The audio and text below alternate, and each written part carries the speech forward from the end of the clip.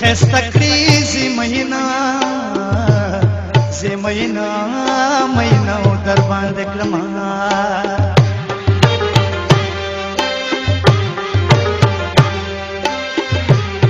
تور لحد غاړي لراشه یری ممرا سوال جواب